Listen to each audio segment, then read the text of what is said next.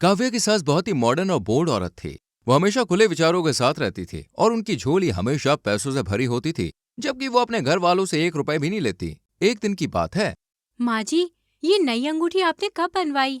कल लेके आई हूँ बहू। लेकिन आपने तो इनसे पैसे नहीं लिए और ससुर जी को मरे इतना समय हो गया है। पैसे कहाँ से आए?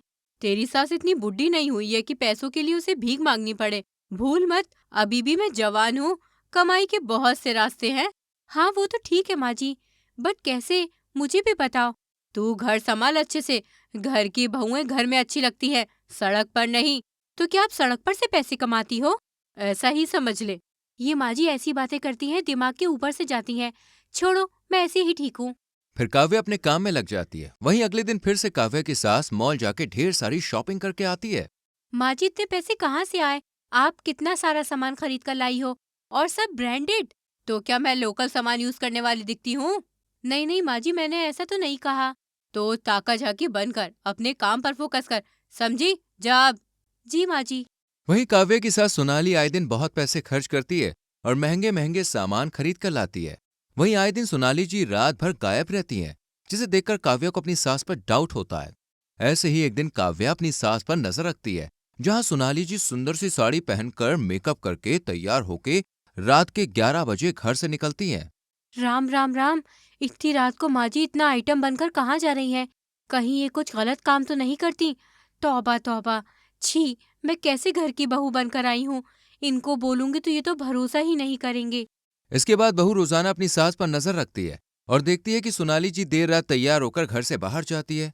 ये देखकर बहू को लगता है कि उसकी सास धंधे वाली है और वो पूरे मोहल्ले में फैला देती है कि उसकी सास धंधा करती है। वहीं एक दिन जब राघव ऑफिस से आ रहा होता है। अरे वो देखो, धंधे वाली सोनाली का बेटा जा रहा है।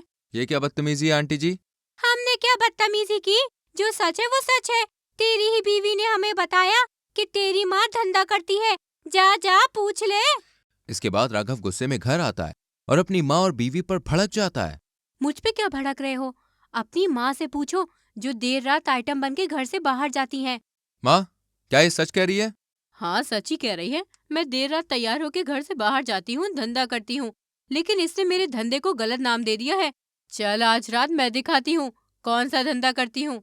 जिसके बाद सोनाली जी रात में बहू बेटे को अपने चाय के ठेले पर लेके जाती हैं, जहां देर रात चाय पीने के लिए दूर दूर से लोग आते हैं और बहुत से सेलिब्रिटीज भी सोनाली जी के हाथ की चाय पीने के लिए आते हैं। इसलिए वो तैयार होके वहां पे जाती हैं। देख लिया मैं क्या करती हूँ। दिन में बहुत सी चाय की दुकान है, बट रात में कोई चाय नहीं बेचता। इसलिए मैंने ये धंधा डाला और मुझे बहुत मुनाफा हुआ। पति नहीं है तो क्या मैं अपने शौक मार दूं? तैयार होना छोड़ दूं? नहीं ना। जिसके बाद बहू को अपनी छोटी सोच पर शर्मिंदगी महसूस होती है और वो अपनी सास से माफी मांगती है और सास के बिजनेस में हाथ बटाती है।